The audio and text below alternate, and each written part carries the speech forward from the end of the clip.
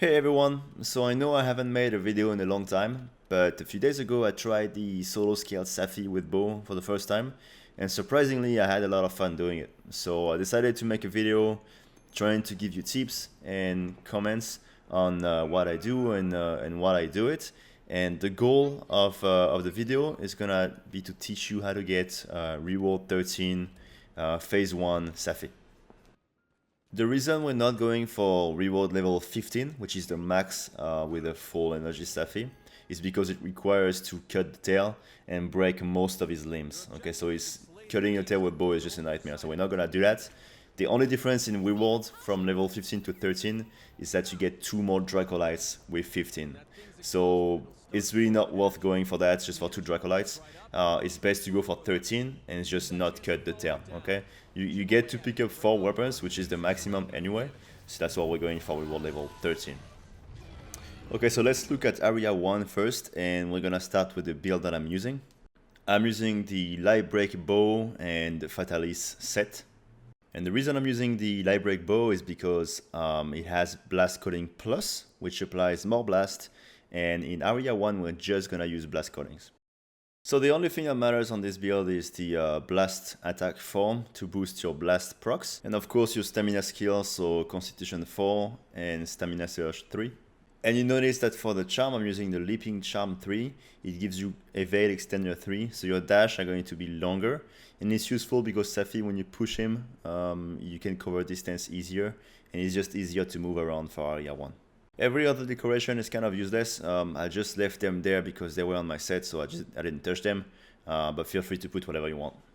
So to get reward level 13, we're gonna break the head completely, we're gonna break both wings, we're gonna break the back, and we're gonna break the chest, and that's it.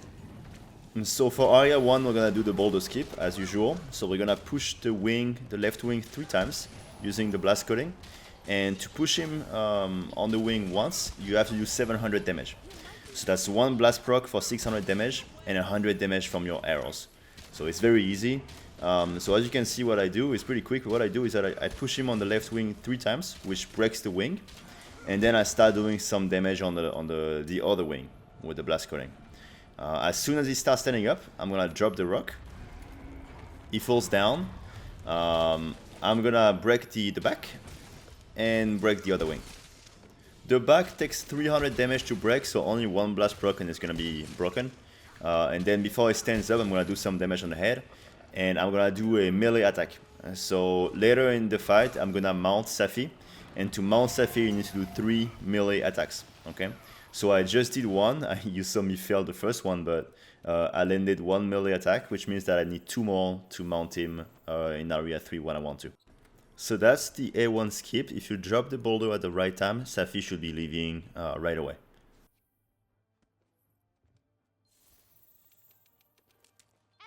And there it is, the handler is saying that we can now enter area 2. So let's look at my set for area 2.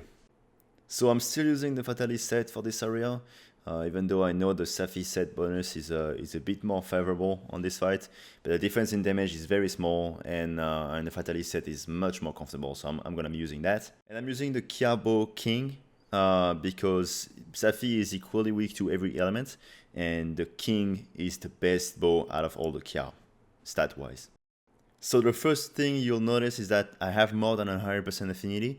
That is because at the beginning of area 2, the head is not broken, and when the head is not broken, it does not proc weakness exploit. So we're gonna have more affinity so that we're gonna be able to proc even when the head is not broken at first. I also put some power breaker skill to help us break that head faster. And that's pretty much it. The rest of the build is pretty straightforward. So we're gonna go mostly for the head in this area. You'll see me tenderize the leg at first. It's because before you get enmity, usually it tends to stand still, which is very annoying. In this specific run, it turns towards me right away, which makes tenderizing the leg pretty irrelevant. But generally, you know, it's easier to tenderize the leg.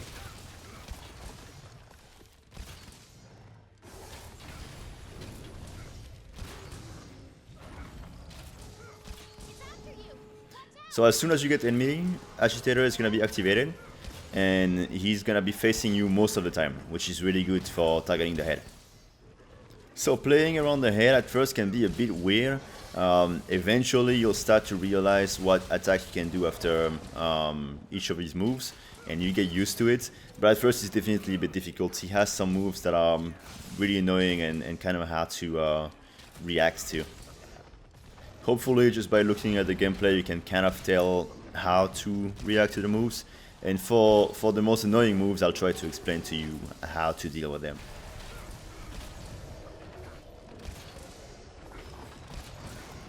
So the first set break is pretty quick. As you can tell, we're only I think 3 minutes in, and we already got the first head break. So 3 minutes in the fight, and we're already proccing weakness exploit on the head. So it's really not that bad. So let's talk about one of his most annoying moves, the double bites. He kind of moves towards you, and he does 2 or 3 bites. It can be very annoying, and the way you deal with it is that you have to keep your distance. You have to be in front of his head, but not too close, like this. So if you're far away enough, you can just dash back and then punish his move. Okay. If you're too close, what you have to do to evade it is to dash forward, so into him. Okay. If you're too close and you try to dash backwards, you're gonna get hit by the second bite. So if he does it and you're too close to him, you have to dash forward. As you can see right there, I was too close. He was flashed.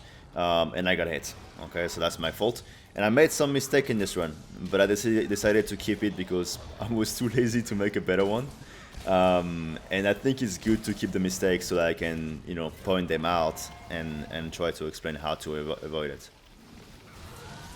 Okay, so we got the first drain in area 1, and the thing that you notice is that I flashed him twice, which canceled the Nova. So he didn't do the Nova. It came down instantly, and it drained. Okay, so you can do that if you're able to dunk him twice, whether it's with flash or with damage, he's gonna skip the Nova entirely.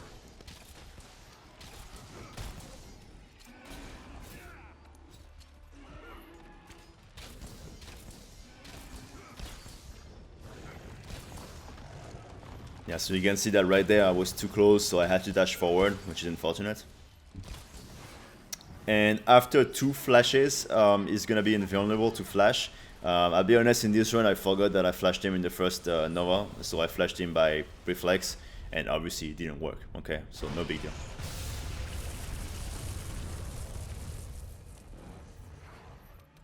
Okay, so that's the second drain. In area 2, normally it's gonna drain twice. It can happen that it drains 3 times, but if you do enough damage before it drains, normally it's gonna drain twice only.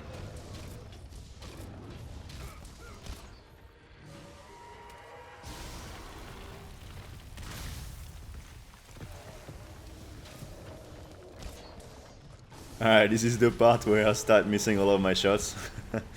No big deal, he should be leaving soon. Yeah, and there you go, he's leaving. So now, just to summarize, this is the end of area 2. We broke the 2 wings, we broke the back, and we broke the head completely, a complete break. So all we have left to do is to break the chest and to kill him. Okay, so that's not much. The only thing we have to do in area 3 is to break the chest. Okay, so let's look at my set for area 3. It's a very similar set to area 2, except for the bow. I'm going to be using the R13 bow. You can also use the Kia Decay bow if you want. The reason I'm using a dragon bow is because I like to proc Elder Seal in area 3. Okay, it's you don't have to. You can keep using the Kia King if you want to, but I like to have Elder Seal. I also put in Coalescence because in area 3 there's a lot of flame puddles on the floor, so you have Fire Blade constantly, which means your uptime on Coalescence will be almost 100%. And also, I have some Slugger 5. It's just because I KO him twice at the end, and the second KO is kind of hard to get, so having Slugger is really helping. But again, it's optional. If you don't want Slugger, you don't have to put it in. Okay, so the first thing we have to do is to tenderize the head, and for that I have a trick. So at the beginning of the area, you're gonna stand near his tail, and it's gonna do a tail swipe. The tail swipe is a very long attack, which gives you plenty of time to tenderize his head.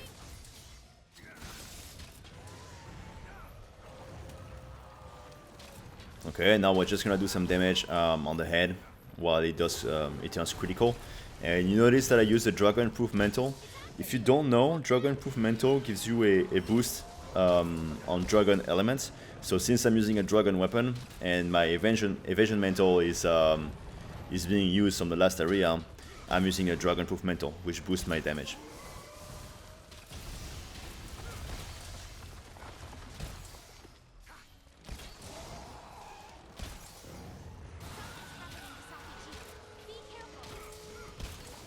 Alright, so it turned critical, which means now I can start targeting his chest.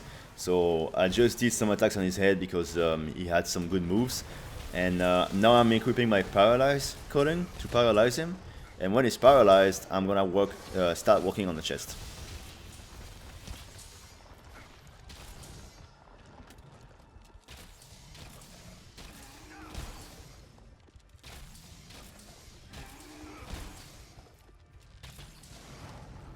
And we're getting the first chest flinch, and while it's flinched from the chest, we're gonna finish breaking his chest. Okay, so there you go, the chest is broken, and now we can keep focusing on the head. The only thing we have to do now is kill him. Okay, so you can just focus on shooting his head, and that's it.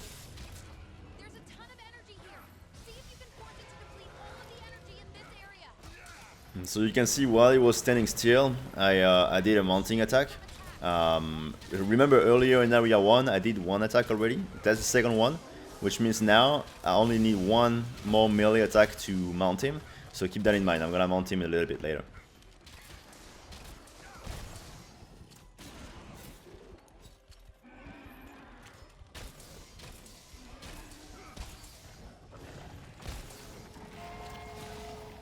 Okay, that's the second drain. In area 3, he usually is gonna drain 4 times, okay? It can happen that he does it 3 times, but it's kind of tight, so more than likely he's gonna be draining 4 times. Okay, so that was 2. We got 2 more drains to go. So in this run, it looks like I decided to mount him now. It's a bit early. Usually I like to wait a bit more. But that's okay, it doesn't matter. So I mounted him a bit early in this one.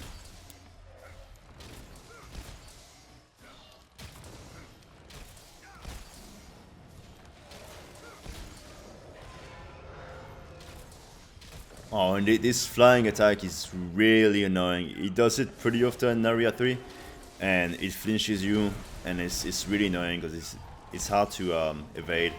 But anyway, that's the third drain. So normally there should be only 1 drain to go, and to know where you're at, if you lost count, you can listen to what the handler is saying. So right now she said we're doing good and it's almost empty, which means there's only 1 drain left.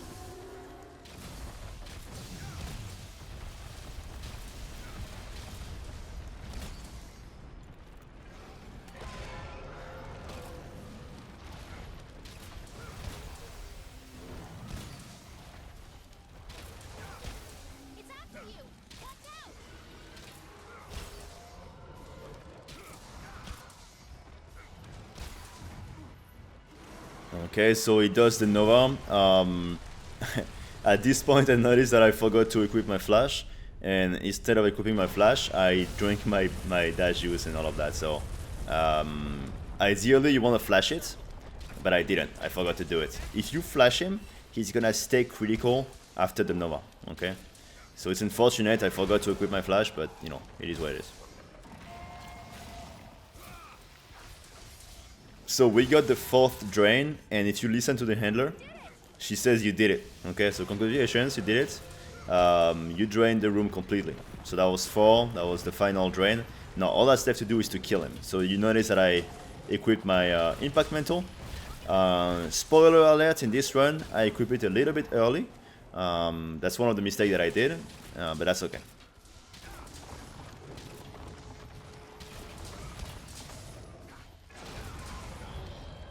So we get the first KO, and as you can tell, it's not in critical mode. So it's annoying because if I flashed him earlier, it would still be in critical mode, and I would be doing much more damage. So that's unfortunate, but it is what it is. And it turned critical mode just after the KO, which is very unfortunate.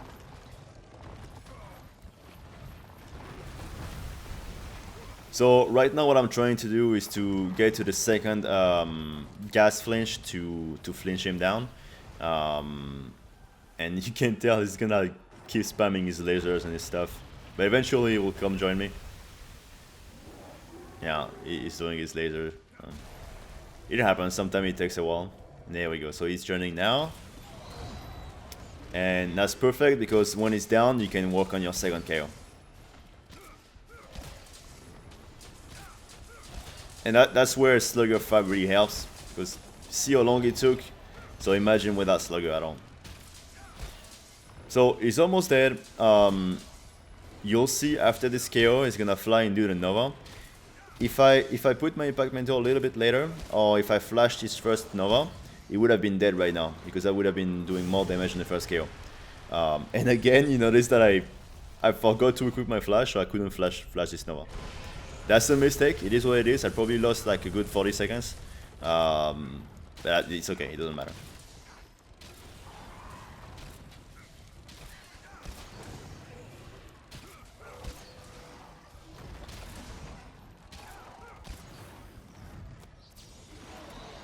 Okay, so after having forgotten my flash twice, I finally equip it. I flash him down and he's dead. Okay, so that was reward level 13, as you can tell. I'm showing you on the screen. And you'll see at the end we can pick up 4 weapons, okay? And we have a bunch of dracolites. So all you have to do for that is to break both wings, break the back, and break the head. So it's not that bad. One thing I'd say though is that it's not an easy fight. It takes some time to accustom to this moveset. And obviously in this video I'm using the Fatalist set and a fully augmented Kiara bow and a Lateran bow. If you really need to do Safi, you probably don't have access to this equipment. So if you're trying to do Safi with low level gear, it's gonna be rough. I'm gonna be honest with you. So I hope this video helps a little with that. But if you don't have endgame gear, yeah, it's a tough fight. Okay, so at least you're aware of that. But anyway, that's it for the video. If you have any questions, please leave them under the video and I'll try to answer them in the comments. And before you ask, no, I'm not back. I'm just making a video and a stream once in a while. But hopefully you'll like this one and it helped a little bit. Alright, see you next time.